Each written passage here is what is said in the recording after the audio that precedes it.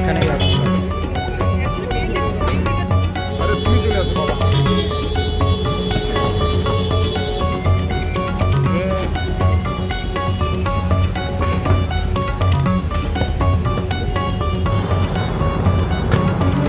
সল্টলেকের পর new town আগুন।